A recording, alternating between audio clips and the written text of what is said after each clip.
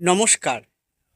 যাদের কন্যা রাশি অথবা লগ্ন, তাদের বর্তমান সময় থেকে 2025 সালের মে জুন পর্যন্ত লগ্নফল, রাশিফল। বিষাক্ত কালকেউটে বিষাক্ত কালকেউটে সাপের ন্যায় ছোবলকারী কালসর্পদোষ আপনাদের বর্তমান ট্রানজিটে রয়েছে, এবং সেটা আজকে নয়, বিগত কয়েক মাস ধরে রয়েছে। এবং তার প্রভাবে প্রভাবিত হবেন, কী ধরনের ফল লাভ করবেন আগামী বাকি মাসগুলি, তা আজকের প্রোগ্রামে আলোকপাত করে দেব। সুতরাং প্রোগ্রামটি কন্টিনিউ করার পূর্বে পরবর্তী প্রোগ্রামগুলোকে অতি সহজে পাওয়ার জন্যে চ্যানেলটিকে সাবস্ক্রাইব করুন এবং পাশে থাকা বেল আইকনটি অবশ্যই প্রেস করবেন। আসুন তাহলে শুরু করা যাক আজকের মূল আলোচ্য পর্ব।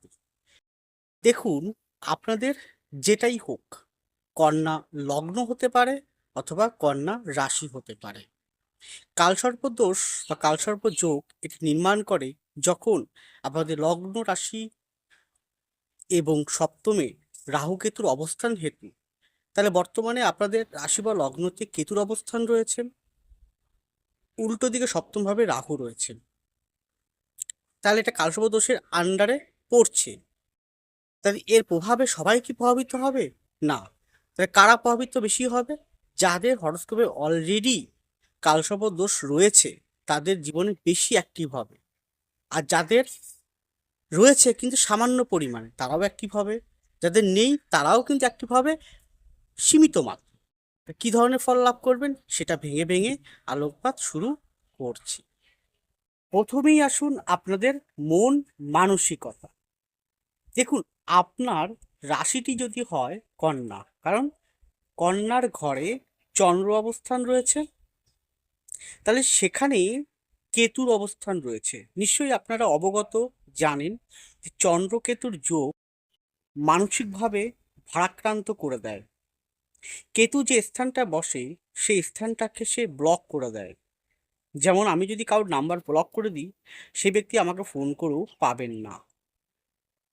আমি প্রোগ্রামটি পুরোপুরি শুরু করার পূর্বে একটি কথা বলি, আমি যে প্রোগ্রামগুলো করি, এই প্রোগ্রামগুলো সম্পূর্ণ গোচরকালীন ট্রানজিটকে কেন্দ্র করে করি এবং ইন জেনারেল আলোকপাত করে থাকি, সকলের উদ্দেশ্যে, ব্যক্তিগত কারো উদ্দেশ্যে নয়।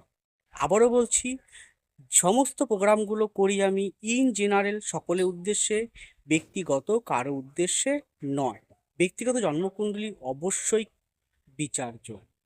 তাহলে কালসর্প দোষের, কাল সর্প যোগের বা দোষ যদি কারো জন্মকুণ্ডলিতে হয়, আমি মনে করি সে ব্যক্তি সব থেকে ভাগ্যবান, সব থেকে তার জীবনটা সুমধুর। বলবেন এই আবার পাগলের মতন প্রলাপ কেন বকছি আমি? একটু গভীরে গিয়ে তথ্যটাকে মনে করুন। যার জীবনে যত বেশি দুঃখ কষ্ট, যার জীবনে যত বেশি পরিশ্রম, যার জীবনে যত বেশি বাধা প্রতিকূলতা আসবে, সে তত বেশি সাফল্যের দোরগোড়ায় পৌঁছাতে সক্ষম হবে। কারণ আপনি একটু আপনার জীবনটাকে, অতীতটাকে মনে করুন, প্রেজেন্টটাকে মনে করুন, যে যত বেশি কষ্ট দুঃখ এবং এই পৃথিবীর বুকে যে সমস্ত ব্যক্তিবর্গ রয়েছে প্রত্যেকেই তাদের জীবনী ইতিহাস, আপনি মহান পুরুষদের ইতিহাস, মহান ব্যক্তিগণের ইতিহাস, মহান গুণী ব্যক্তিগণের ইতিহাস আপনারা পড়ুন। দেখুন, প্রত্যেকে কিন্তু সুমধুরভাবে জীবনযাপন করতে পারেননি, কারণ আপনার লড়াই, আপনার পরিশ্রম, আপনার বাধা প্রতিকূলতাই আপনাকে সাফল্য এনে দিতে সক্ষম হবে। কারণ কোনো জিনিসই অনায়াসে পাওয়া যায় না, আর অনায়াসে যে জিনিস পাবেন, মনে রাখবেন, যে জিনিস সহজে পেয়ে যাবেন, মনে রাখবেন সেই জিনিস আপনার হাতে থাকবে না, সেটা বেরিয়ে যাবে কোনো না কোনো কারণ হেতু। তাহলে যারা যত বেশি দুঃখ কষ্ট আর কালকের সাপের মতন বিষাক্ত হয়ে থাকবে, তারা তত বেশি বাস্তববাদী হবে, তা তত বেশি কঠোরতাময় হবে, তা তত বেশি জীবনটাকে উপলব্ধি করতে পারবে। এবং তারা যে বাধা প্রতিকূলতার মধ্যে থেকে লড়াইয়ের মধ্য থেকে কর্মকে কর্মর মতন করে করে এগিয়ে চলতে পারবেন, তারা শেষ পর্যন্ত সাফল্যতা অর্জন করবেন এবং তারাই কিন্তু ইতিহাসের স্বর্ণাক্ষরে নিজের নামটি নথিভুক্ত করতে সক্ষম হবেন। তাহলে এই মত অবস্থায় বলতে পারি যে এই যে যোগটা তৈরি হয়ে রয়েছে বিগত কয়েক মাস ধরে, এখনো থাকবে। 24টা পুরো থাকবে, 25-এর মাঝামাঝি পর্যন্ত থাকবে প্রায় বলা চলে। তাহলে আপনারা, আমি জানি, আমি 200% কনফার্ম, আমি জানি আপনারা মন মানসিকতায় সুখী নন, অশান্তি পরিপূর্ণময় জীবনযাপন করছেন, অশান্তির বাতাবরণ নিয়ে চলছেন, রাতের অনিদ্রাজনিত সমস্যা আপনাদের চলে এসছে, প্রতি মুহূর্তর মনের ভিতরে নিজের সাথে দ্বন্দ্ব তৈরি, নিজের সাথে নিজেই দ্বন্দ্বে জড়িয়ে পড়ছেন। এটা করবেন না ওটা করবেন, কি করবেন সঠিক সিদ্ধান্তে আসতে পারছেন না। যত জিনিসই আপনি পান না কেন, তবুও মনের মধ্যে অসন্তোষ বোধ আপনার থেকেই রয়েছে, আপনার ইচ্ছে পূরণ হওয়ার ক্ষেত্রে বারবার বাধাগ্রস্ত করছে। আর মানুষকে অতি সহজে বিশ্বাস করে বারবার আপনি ঠকে পড়ছেন, ঠকাচ্ছেন। আপনার জীবনে এমন কোনো ব্যক্তি, এমন কোনো মানুষ আপনার জীবনে এসে উপস্থিত উপস্থিত হচ্ছে, তারা আপনাকে নিয়ে ছেলেখেলা করছে, আপনাকে নিয়ে তারা ছেলেখেলা করে ছুঁড়ে ফেলে দিচ্ছে কোনো এক নর্দমার গর্তে। আমি ঠিক বলছি? যদি ঠিক বলে থাকি তাহলে কমেন্ট বক্স খোলা আছে, অবশ্যই লিখুন এগ্রি। তাহলে এইরকম মতাবস্থায় আপনার মন মানসিকতা যে কালকেও সাপের মতো বিষাক্ত হয়ে রয়েছে, সেটা থাকবে। সেটা আমি এই বছরটা পুরো বলবো এবং 2025 সালে ফেব্রুয়ারি পর্যন্ত থাকবে।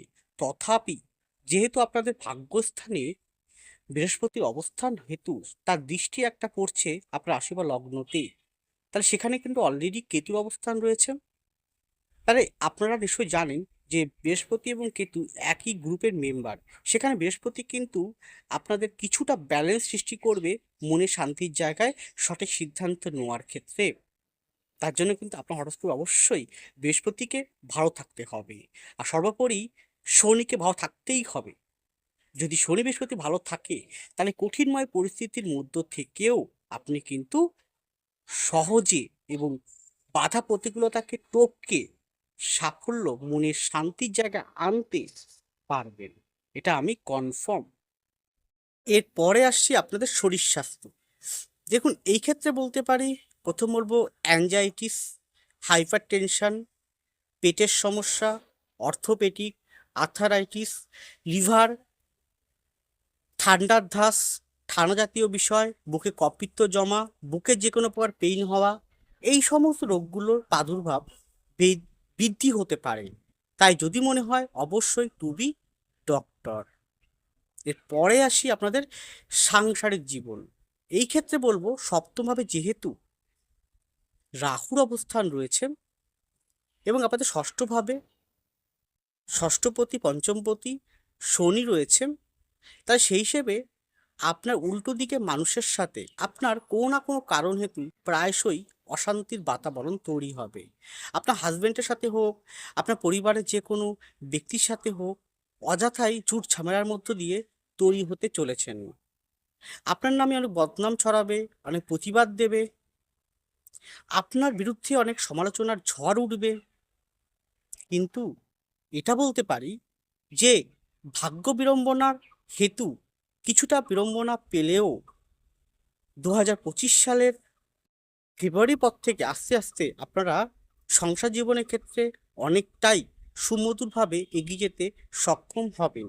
কিন্তু যাদের হরস্কোপ সপ্তমপতি বৃহস্পতি অত্যন্ত ভালো রয়েছে, তারা কিন্তু নিজেদেরকে সামলে, যে আমি বললাম 100% কালকে উঠে বিষাক্ত ছোবল মারা পরিস্থিতি আপনার সংসার জীবনে হয়েছে, 100% জায়গা জুড়ে শুধু বিষ আর বিষ ছড়িয়ে রয়েছে। তো সেখান থেকে বৃহস্পতির দৃষ্টি হেতু শনি ভালো থাকলে সেই সেই বিষাক্ত জায়গাটা আপনার 50% কমে যাবে। তাহলে কি হবে? আপনি 50% ভোগ করবেন অশান্তিময় পরিবেশ।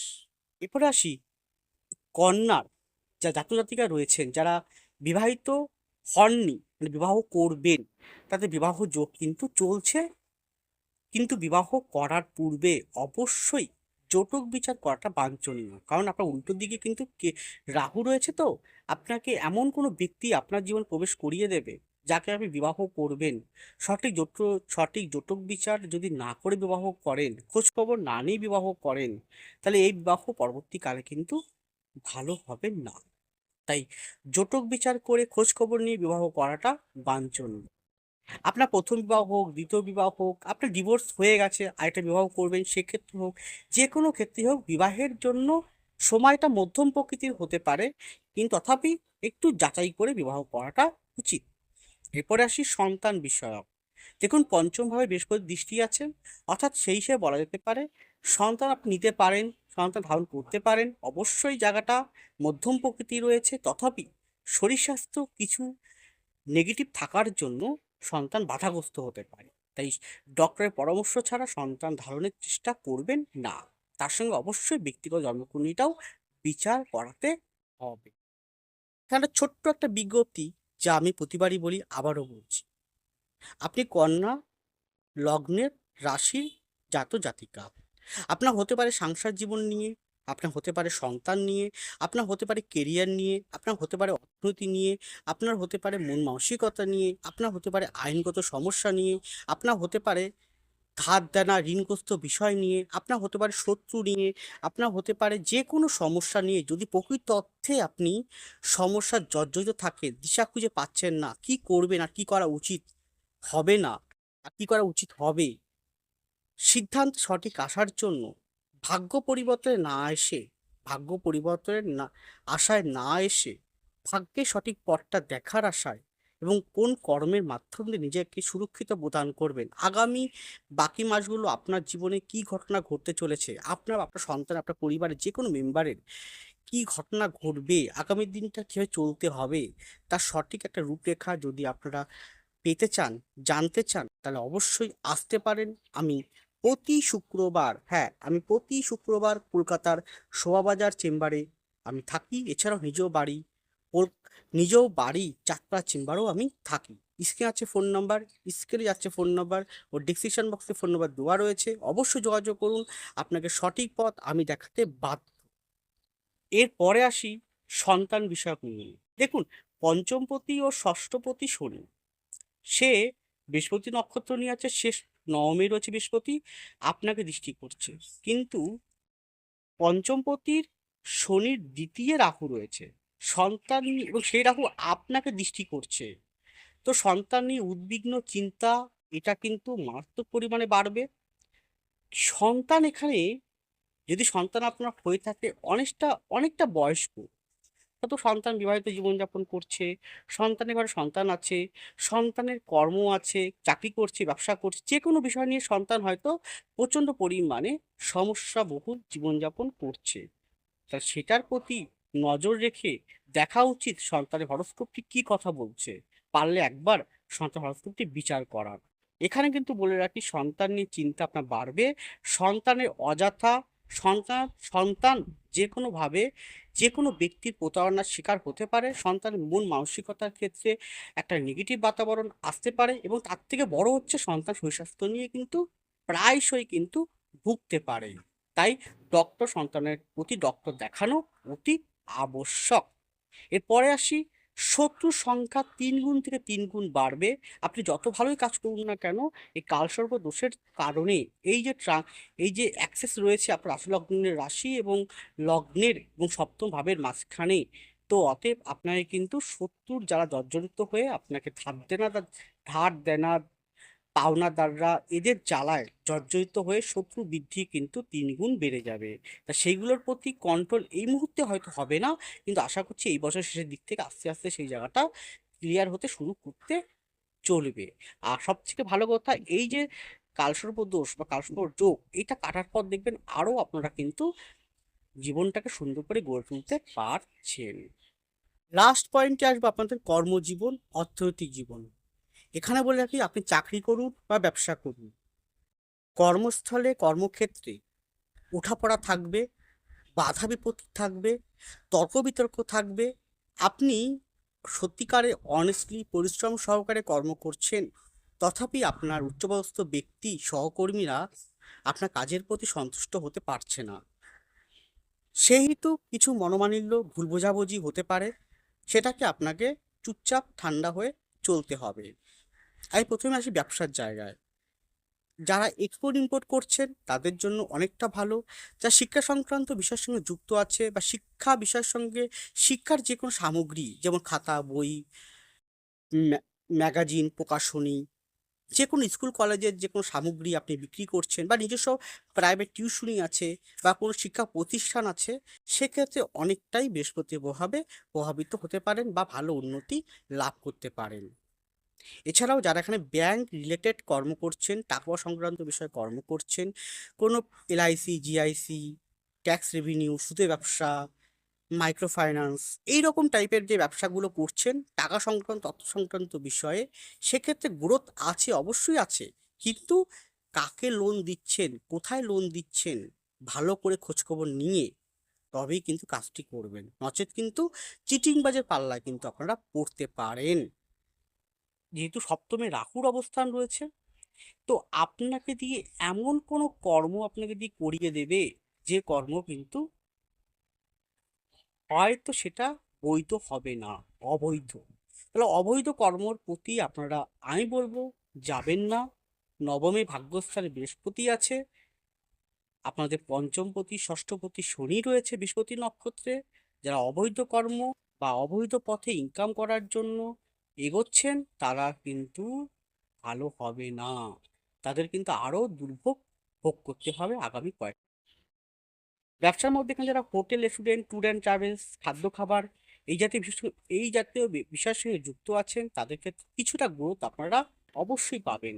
লৌহ সংক্রান্ত বিষয়, ইলেকট্রিক বিষয়ক, বা যারা এখানে ঔষধ, মেডিকেল রিপ্রেজেন্টেটিভ, ঔষধালয়, যে কোনো যারা মেডিকেল ইন সামগ্রী বিক্রি করছেন, মেডিকেল শপ আছে, মেডিকেল রিপ্রেজেন্টেটিভ, তাদের ক্ষেত্রেও অনেকটা গ্রোথ দেবে। যারা সফটওয়্যার ইঞ্জিনিয়ার, মেকানিক্যাল ইঞ্জিনিয়ার, এই টাইপের ব্যবসা করছেন, যারা গাড়ির যে কোনো দ্রব্য, গাড়ির সামগ্রী যারা বিক্রি করছেন, তাদের ক্ষেত্রেও অনেকটা গ্রোথ আপনারা পাবেন।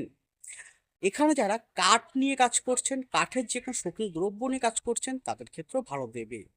যারা মিষ্টি সামগ্রী, জল ব্যবসা করছেন, মাছের ভেড়ি, মাছের চাষ করছেন, প্রকৃতি নিয়ে কাজ করছেন, তাদের ক্ষেত্রেও গ্রোথ কিন্তু অনেকটা আছে। কিন্তু প্রত্যেকটা গ্রোথের ক্ষেত্রে বলবো বাধা কিন্তু আসবেই, প্রতিকূলতা আসবেই, প্রতিকূল পরিস্থিতির সম্মুখীন আপনারা প্রতিমুক্ত হবেন। তথাপি আশার আলো এইটুকুই, নবম ভাগ্যস্থানে বৃহস্পতি থেকে ভাগ্যের সঠিক দিশা আপনাকে দেখাতে পারবে। কিন্তু তার জন্য আপনার হরস্কোপে অবশ্যই দশম দশা গ্রহ অবস্থান বৃহস্পতি শনিকে ভালো থাকতে হবে। চাকরির জন্য বলতে পারি, যে কোনো প্রশ্ন দপ্তরের চাকরি, যে কোনো ব্যাংক রিলেটেড, যে কোনো মার্কেটিং সেক্টর, যে কোনো সেলসম্যানস, যে কোনো এমবিএ করেছেন, লয়ার, কনসালটেন্সি, যে কোনো আইটি সেক্টর, বিদেশ যাত্রা, যে কোনো টিচিং সেক্টর, যে কোনো সফটওয়্যার রিলেটেড, ইঞ্জিনিয়ারিং ফিল্ড ভালো রয়েছে। আরও কী কী ভালো রয়েছে সেটা আপনার হরস্কোপ থেকে উঠে আসবে, কারণ এটা ইন জেনারেল আলোকপাত করছি। আপনি যদি সত্যিকারের কোন কর্ম, কোন চাকরি করা উচিত, কীরকম পথে যাওয়া উচিত, এই কঠিনময় পরিস্থিতির মধ্য থেকে আপনাকে কোন কর্ম আপনার জন্য শুভ, কোন ব্যবসা, কোন চাকরি আপনার জন্য উপযুক্ত, আপনার বেস হরস্কোপ আম থেকে দেখতে হবে। যে তা যদি মনে করেন কনসালটেন্সি নিতে চান, তাহলে অবশ্যই যোগাযোগ করুন। আমার চেম্বারে আসুন, কলকাতার শোভাবাজার চেম্বারে, নিজ বাড়ি চাঁদপাড়ার চেম্বারে আসুন, অবশ্যই আপনাকে সঠিক পথ আমি দেখাতে বাধ্য থাকবো।